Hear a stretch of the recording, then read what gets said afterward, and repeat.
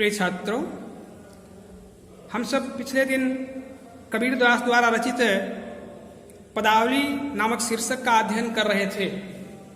उसी कड़ी में आगे बढ़ते हुए आज अगले पद की व्याख्या करेंगे।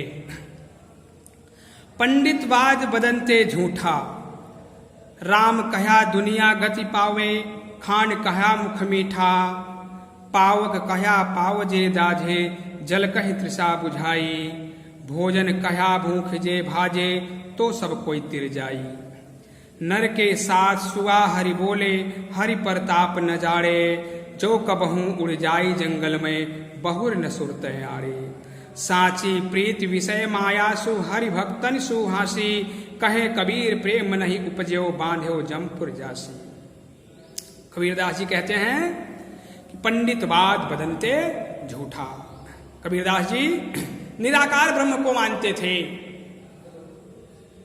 मूर्ति पूजा में उनका विश्वास नहीं था, मूर्ति पूजा के वो विरोधी थे, कर्म को प्रधान मानते थे। इसलिए उन्होंने कहा कि पंडितवाद बदनते झूठा। जो पंडित लोग उपदेश देते हैं अपने मुंह से, वो एक झूठा उपदेश देते हैं। कहा कि कबीर के अनुसार कर्म प्रधान होता है। कहा राम कहा दुनिया गति पावे, खान कहा मुख मीठा। कर्म न करें और सिर्फ राम का नाम ले। राम का नाम लेने मात्र से ही क्या इस संसार को गति मिल सकती है, मुक्ति पर मिल सकती है। एक उन्होंने दृष्टांत रखा कि अगर शक्कर यानी शक्कर खाने को न दिया जाए और शक्कर का नाम लेने मात्र से क्या मुंह मीठा हो सकता है। पावक कहा पाव जे जाझे, क्या आग का नाम, पावक यानी आग का नाम लेने मात्र से ही क्या आग जल सकती है। जल कहीं तृषा बुझाई, क्या जल का नाम लेने मात्र से ही अब प्यास, तृषा यानी प्यास बुझ सकती है। भोजन कहा भूख ये भाजे, तो सब कोई तिर जाई, क्या भोजन का नाम लेने मात्र से भूख समाप्त हो सकती है। अगर ऐसा होता होगा तो सब कोई तिर जाए, तो सबको मुक्ति मिल जाएगी। तो राम का नाम जैसा कहा है कि राम का नाम लेने से मात्र से ही सबको मुक्ति मिल जाएगी। नर के साथ सुआ हरि बोले, हरि प्रताप न जाड़े।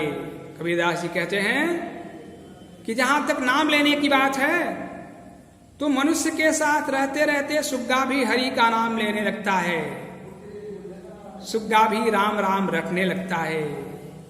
लेकिन हरि क्या है, हरि का प्रताप क्या है, हरि की महिमा क्या है, ये उसे नहीं पता रहता।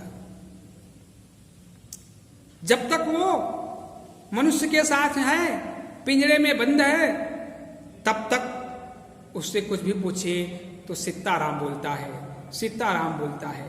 लेकिन जो कबहू उड़ जाई जंगल में, बहुर न सुरत आड़े। लेकिन जब कभी वो छूटने पाया और अपने जंगल की ओर पदार्पण कर गया, अपनी प्रजाति में मिल गया, तब उसे कभी भी राम का नाम याद नहीं आता। साची प्रीत विषय माया सो, हरि भक्तन सुहासी। कबीरदास जी कहते हैं कि जिसका वास्तविक लगाव, वास्तविक प्रेम विषय वासना से है, माया से है, भगवान के भक्तों के बीच में वो व्यक्ति हंसी का पात्र है। कहे कबीर प्रेम नहीं उपजो, बांध्यो जमपुर जासी। कबीरदास जी कहते हैं कि जिसके मन में, जिसके हृदय में ईश्वर के प्रति वास्तविक श्रद्धा, ज्ञान और प्रेम उत्पन्न नहीं हो जाता, निश्चित रूप से यमलोक के बंधन में, यमराज के बंधन में फंस करके वही जाता है। वही व्यक्ति संसार सागर से अपने आप को मुक्त नहीं कर पाता है, अर्थात यमराज के बंधन में फंसता है, जन्म मरण के बंधन में फंसा रहता है। पंडितवाद बदनते झूठा। कबीरदास जी कहते हैं कि पंडित लोग मुंह से जो उपदेश दे रहे हैं, वो झूठा उपदेश दे रहे हैं। क्योंकि कबीरदास जी हमेशा मूर्ति पूजा के विरोधी थे। वो मूर्ति पूजा का खंडन करते थे, मूर्ति पूजा पर विश्वास नहीं करते थे। इसलिए मूर्ति पूजा का उन्होंने विरोध किया कि पंडित लोग जो भी मूर्ति पूजा का उपदेश दे रहे हैं यह गलत है। राम कहा दुनिया गति पावे, खान कहा मुख मीठा। राम का नाम लेने मात्र से क्या इस संसार को मुक्ति मिल सकती है? उसके लिए उन्होंने दृष्टांत प्रस्तुत किया, उदाहरण रखा कि खान कहा मुख मीठा। क्या शक्कर का नाम लेने मात्र से ही मुख मीठा हो सकता है? पावक कहा पाव ये दाज है, क्या आग का नाम लेने मात्र से क्या आग जल सकती है? जल कहीं तृषा बुझाई, क्या जल का नाम लेने मात्र से ही प्यास समाप्त हो सकती है? भोजन कहा भूख जे भाजे, तो सब कोई तिर जाई। भोजन का नाम लेने मात्र से क्या भूख समाप्त हो सकती है? अगर ऐसा होता होगा तो राम का नाम लेने मात्र से सबको इस संसार से मुक्ति मिल जाएगी। नर के साथ सुगा हरि बोले, हरि प्रताप न जाड़े। आदमी के साथ रहते रहते, मनुष्य के साथ रहते रहते सुगा, सुग्गा, तोता वो भी हरि का नाम लेने लगता है, वो भी राम राम रखने लगता है। लेकिन हरि प्रताप न जाड़े, हरि क्या है, उनका प्रताप क्या है, उनकी महिमा क्या है, उनका स्वरूप क्या है, नहीं जानता है। जो कबहू उड़ जाए जंगल में, बहुर न सुर तैयारे।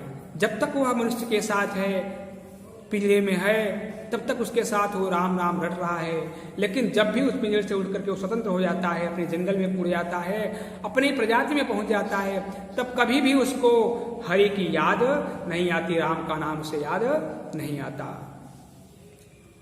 साची प्रीत विषय माया सो, हरि भक्तन सो हासी। जिसका वास्तविक लगाव, वास्तविक प्रेम विषय वासना से है, माया से है, वो भगवान के भक्तों के बीच में हंसी का पात्र है। कहे कबीर प्रेम नहीं उपजो, बांधो जमपुर जासी।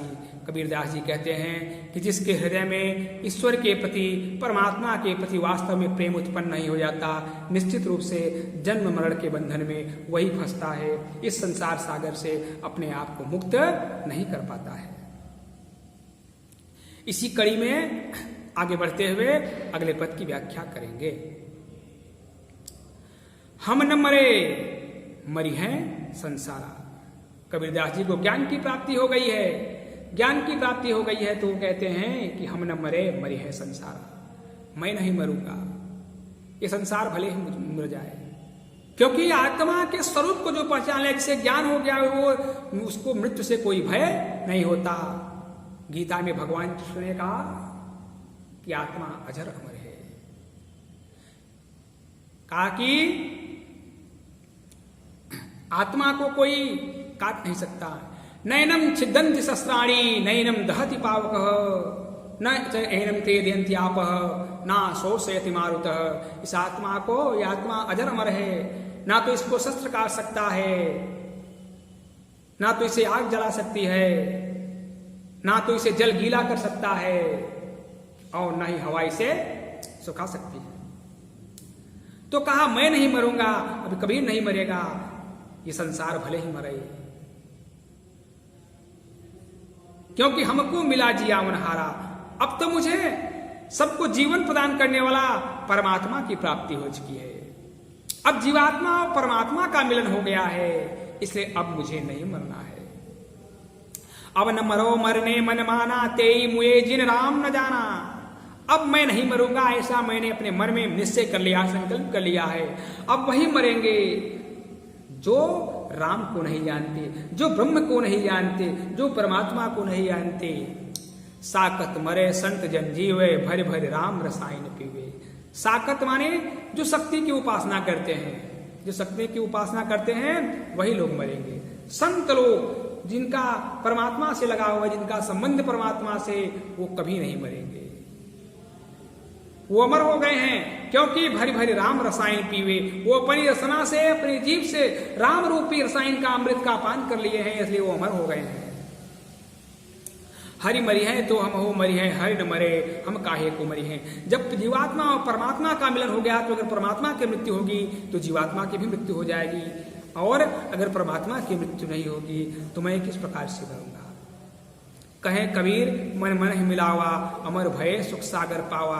कबीरदास जी कहते हैं कि अब जीवात्मा और परमात्मा का मिलन हो गया है, मैं परमात्मा में अपने आप को विलीन कर चुका हूँ, अब मैं अमर हो गया हूँ और सुख का सागर अर्थात मुक्ति को प्राप्त करने वाला हूँ।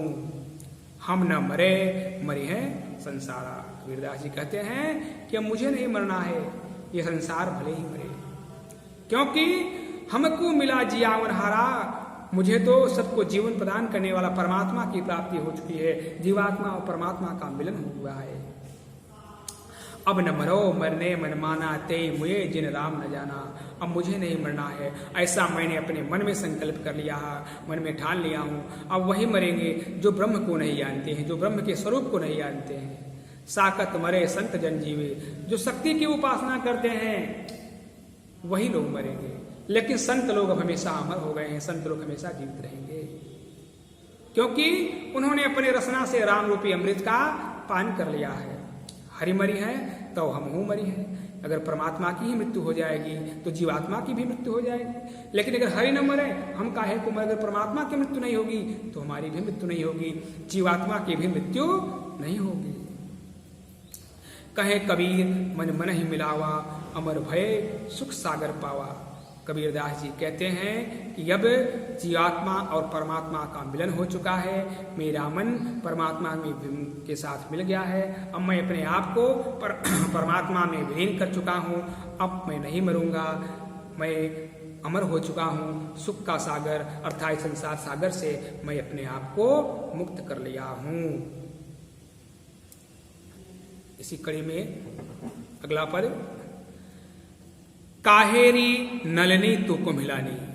कबीरदास जी कहते हैं कि काहेरी नलनी तो कुम्हिलानी। नलनी से मतलब है कमलनी से, कमलनी यानी जीवात्मा से, कि जीवात्मा रूपी कमलनी तुम क्यों मुरझाई हुई हो। तेरे ही नाल सरोवर पानी, जिस सरोवर में तुम रह रही हो उस सरोवर में तो परमात्मा रूपी जल विद्यमान है। पानी यानी परमात्मा से मतलब है। जिस शरीर रूपी सरोवर में तुम रह रही हो उस शरीर रूपी सरोवर के कड़कड़ में परमात्मा रूपी जल विद्यमान है। जल में उत्पत्ति, जल में वास, जल में नलनी तोड़ निवास। कबीरदास जी कहते हैं, जीवात्मा रूपी कमलनी से कहते हैं कि परमात्मा के रूपी जल के साथ ही तुम्हारी उत्पत्ति हुई थी और परमात्मा रूपी जल के साथ ही तुम्हें रहना है और अंततः फिर उसी परमात्मा रूपी जल में तुम्हें विलीन हो जाना है। ना तल तपत ना ऊपर आगे, ना तो तुम्हें कोई तल से माने कोई भौतिक कष्ट है, ना ही तुम्हें कोई दैविक कष्ट है। फिर तोर हेत तो कहु का संग लागी, फिर तुम्हारा हेत, तुम्हारा लगाव, तुम्हारा प्रेम किसके साथ हो गया है जिसके ना मिलने पर तुम मुरझाई हुई हो। कबीर का आशय है कि जीवात्मा रूपी कमलनी का लगाव परमात्मा रूपी सूर्य से हुआ है, जिससे दूर होने पर वह मुरझाई हुई है। कहे कबीर जे उदित समान, ते नहीं मुए हमारी जान। कबीरदास जी कहते हैं कि उदित यानी जल, जो जीवात्मा जल के समान स्वच्छ होती है, पवित्र होती है, वह कभी समाप्त नहीं होती, क्योंकि जल के स्वरूप का परिवर्तन होता है, जल कभी समाप्त नहीं होता। काहेरी नलनी तो कुम्हिलानी। कबीरदास जी कहते हैं कि जीवात्मा रूपी कमलनी तुम क्यों मुरझाई हुई हो। तेरे ही नाल सरोवर पानी, जिस सरोवर में तुम रह रही हो, जिस शरीर रूपी सरोवर में तुम रह रही हो उसके कड़कड़ में परमात्मा रूपी जल विद्यमान है। जल में उत्पत्ति, जल में वास, जल में नलनी तोड़ निवास। परमात्मा रूपी जल से ही तुम्हारी उत्पत्ति हुई है, परमात्मा रूपी जल में के साथ ही तुम्हें रहना है और अंततः उसी परमात्मा रूपी जल में तुम्हें विलीन हो जाना है। ना तल तपत ना ऊपर आगी, ना तो तुम्हें कोई भौतिक कष्ट है, ना ही तुम्हें कोई दैविक कष्ट है। फिर बताओ तुम्हारा हेतु, तुम्हारा लगाव, तुम्हारा प्रेम किसके साथ हो गया है जिसके न मिलने पर, जिससे दूर होने पर तुम मुरझाई हुई हो। कबीर का आशय है कि जीवात्मा रूपी कमलनी का लगाव परमात्मा रूपी सूर्य से है, जिससे न मिलने पर वो मुरझाई हुई है। कहे कबीर जे उदित समान, ते नहीं मुए हमारी जान। कबीरदास जी कहते हैं जो जीवात्मा उदित यानी जल के समान स्वच्छ होती है, पवित्र होती है, वह कभी समाप्त नहीं हो सकती। जैसे जल के स्वरूप का परिवर्तन होता रहता है, ऐसे जीवात्मा के स्वरूप का परिवर्तन होता रहता है, वह कभी समाप्त नहीं होता, वह अमर हो गया है। इस प्रकार से कबीर ग्रंथावली से आज ये पदावली पूर्ण हुआ। अब अगले दिन हम अगले पाठ की शुरुआत करेंगे।